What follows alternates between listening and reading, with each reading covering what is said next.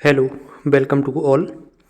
एक बार फिर से आप सभी का स्वागत है द ड्रीम बर्ड एकेडमी के इस ऑनलाइन यूट्यूब प्लेटफॉर्म पर। और जैसा कि आपको थंबनेल देख के पता चल ही गया होगा कि रेलवे के छात्रों को मेरी छोटे से कुछ सुझाव हैं जिनको मैंने जो है अपनी तैयारी के दौरान देखा था और क्या गलतियां मैंने की थी जो आप लोग नहीं करोगे।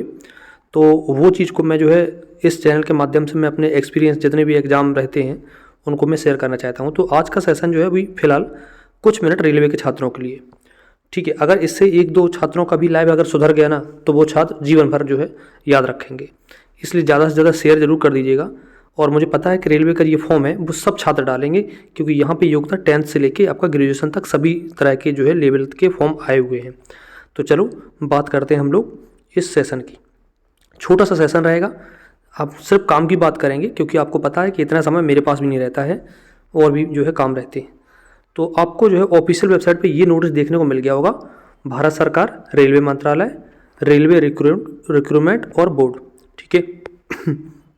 इसमें हम लोग जो है सबसे पहले बात कर लेते हैं कि रेलवे ने जो है सभी एग्ज़ाम के लिए बता दिया है कि हम लोग अक्टूबर से दिसंबर तक लेवल 1 के जो है पेपर या मिनिस्ट्रियल ऑफ आइसोलेटेड कैटेगरी कराएंगे। जुलाई से सितंबर तक हम लोग एनटीपीसी की लेवल 2, 3, 4, 5, 6 तक कराएंगे, जेई कराएंगे, पैरामेडिकल कराएंगे, एलपी टेक्नीशियन कराएंगे। मतलब कहने मतलब है कि वैकेंसी हैं, वैकेंसी ढेर सारी हैं लेकिन वो अलग अलग करके आ रही हैं। तो इसलिए एक लड़का होगा वो एलपी का फॉर्म भी डालेगा, अगर आईटीआई है तो टेक्नीशियन भी डालेगा, एनटीपीसी भी डालेगा, जेई भी डालेगा और लेवल 1 भी डालेगा। कहने का मतलब है कि जो लड़के की तैयारी बेस्ट है वो हर जगह जो है सिलेक्शन लेगा। अब वो किस जो है पोस्ट को सिलेक्ट करेगा वो तो भविष्य की बात है, जो उसको जो है अच्छा लगेगा वहाँ पर वो जाएगा। फिलहाल मेरी बात ये है कि जब आप लेवल 2 और 3 को देखोगे और कुछ लेवल यहाँ पर 4, 5 में भी, यहाँ पे रेलवे क्या होता है टाइपिंग मांगता है, ठीक है, टाइपिंग मांगता है। तो मैंने क्या गलती की थी कि जब मैंने एग्ज़ाम दिया तो क्या होता है कि अगर मान लो आप टाइपिंग वाले पोस्ट के लिए सिलेक्ट हो जाते हो, सपोज करिए लेवल 2 के लिए सिलेक्ट होगा एक एग्जांपल, तो वहाँ आपका जो है तुरंत टाइपिंग के लिए बुलाया जाएगा आपको। और जब टाइपिंग के लिए बुलाया तो टाइपिंग आपकी नहीं निकलेगी। क्यों? क्योंकि यहाँ पे आपको कोई बताने वाला ही नहीं था कि आपको साथ साथ में टाइपिंग भी सीखनी है। तो मेरा आपसे है कि अगर आप 6 घंटे पढ़ रहा मोर देन एनफ है, लेकिन अगर आपको सपोज करो कि लेवल 1 में भी हुआ, लेवल 2 में भी हुआ, लेवल 3 में भी हुआ और जिनमें एक में टाइपिंग भी है, तो उस टाइपिंग से आप सीधे सीधे बाहर हो, आपका सिलेक्शन हो भी गया था लेकिन आप टाइपिंग नहीं निकाल पाए तो मतलब आपका सिलेक्शन नहीं हुआ। तो मैं आपको बताना चाहता हूँ कि आप टाइपिंग भी अभी भी करते रहें। आपका 1 घंटे 2 घंटे जितना भी आपको टाइम मिलता है, यानी फ्री टाइम मिलता है, तो उसमें टाइपिंग भी सीखते रहें, ठीक है।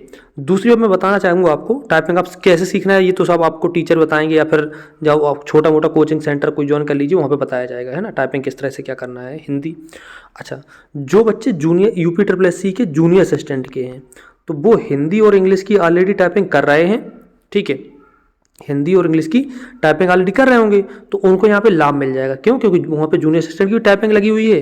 जो 1200 वैकेंसी है, 5500 वैकेंसी के लिए भी आप चयनित होंगे तो आपको टाइपिंग के लिए बुलाया जाएगा और साथ में यहाँ पे भी आपको टाइपिंग का मौका मिलेगा, ठीक है।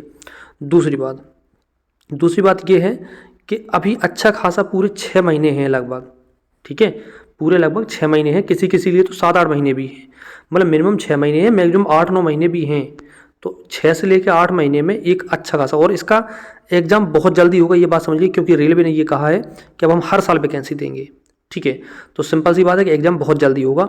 तो आप प्रीवियस ईयर जो अभी लेटेस्ट पेपर हुए हैं उसमें बहुत अच्छा खासा लेवल आया था, आपको पता होगा कि साइंस का लेवल किस तरह का था। बच्चे जो है आपको जब आसपास पता करोगे तो खुद ही पता चल जाएगा, जिन बच्चों ने एग्ज़ाम दिया था उनसे पूछना है एक बार, तो वो अपना एक्सपीरियंस खुद ही शेयर करेंगे कि किस तरह का था, ठीक है।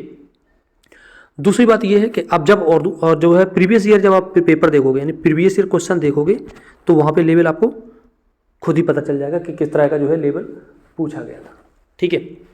उनको सॉल्व करना है आपको।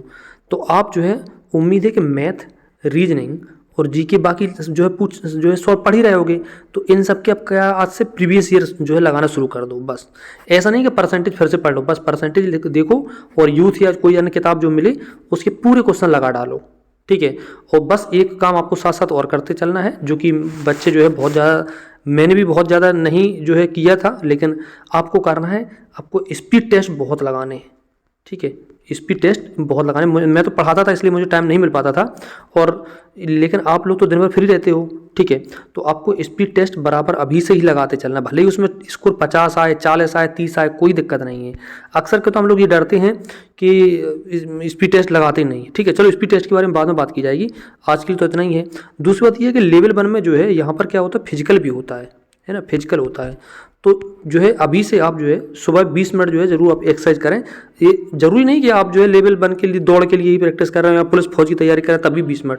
अब 20 मिनट के लिए अगर आप दौड़ोगे तो आपका जो है शरीर भी सही रहेगा, फिट रहेगा, और जब आप 20 मिनट की जो है रनिंग के बाद जब आप यहाँ पर पढ़ने बैठोगे तो वहाँ पर आपको 3-4 घंटे जो है वो दिक्कत भी नहीं आएगी, ठीक है।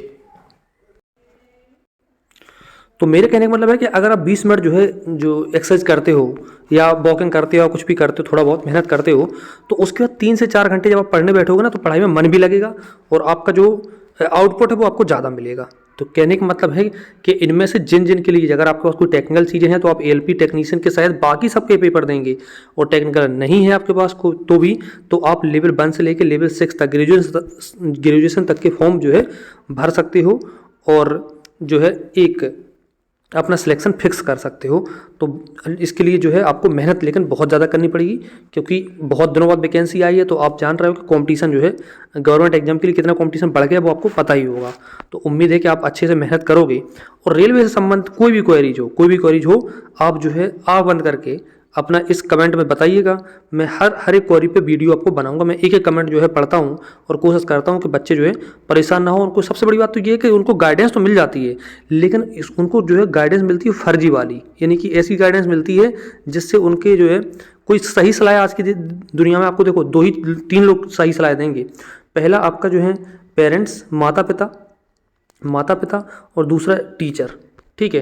तो इसलिए आपको जो भी समस्या आ रही है, कोई भी आपका क्वेरीज है, क्वेश्चन है, तो आप जो है पूछ सकते हो। तो मैंने आपको इसमें 2-3 चीज़ सलाहें दी। पहला, प्रीवियस ईयर क्वेश्चन बिल्कुल लगाएंगे, स्पीड टेस्ट लगाएंगे, साथ साथ में टाइपिंग करते चलेंगे। जो बच्चे नहीं करते हैं और टाइपिंग में पास होने के बाद भी टाइपिंग फेल होते हैं, क्योंकि टाइपिंग का पेपर तो निकल जाता है, लेकिन वहाँ क्योंकि लेवल 2 और 3 में यहाँ पे आपको पेपर देखने को मिलेगा, ठीक है। और 20 मिनट एक्सरसाइज करेंगे, जैसे आपकी दौड़ की भी तैयारी रहेगी, आप फिट भी रहोगे, ठीक है। 20 मिनट सिर्फ एक्सरसाइज करनी, ज़्यादा वर्कआउट नहीं करना, नॉर्मल से एक्सरसाइज करनी है, नॉर्मल सी, ठीक है, जिससे कि आपको जो है 3 से 4 घंटे जब आप पढ़ाई करने के लिए बैठोगे तो उसमें आलस भी नहीं आएगा, ठीक है। और उस एक्सरसाइज आप फिट भी बने रहोगे। तो जब मान लो आपका कोई भी चयन होता है और थोड़ा बहुत उसमें फिजिकल भी कराया जाता है, तो वो रनिंग में जब आप कहते हैं ना 3 से 4 सेकंड फेल हो गए और पूरी ज़िंदगी के लिए नौकरी चली गई, तो वो चीज़ भी आपकी सब साथ में मैनेज होती रहती है। सब कुछ आसान है, बस जो है सभी के लिए ऑल द बेस्ट, मेहनत करते रहिए, और कोई दिक्कत हो तो जो है आप कमेंट करके पूछ सकते हो। तो इस वीडियो में इतना ही, मिलते हैं अगले सेशन के साथ। Thank you.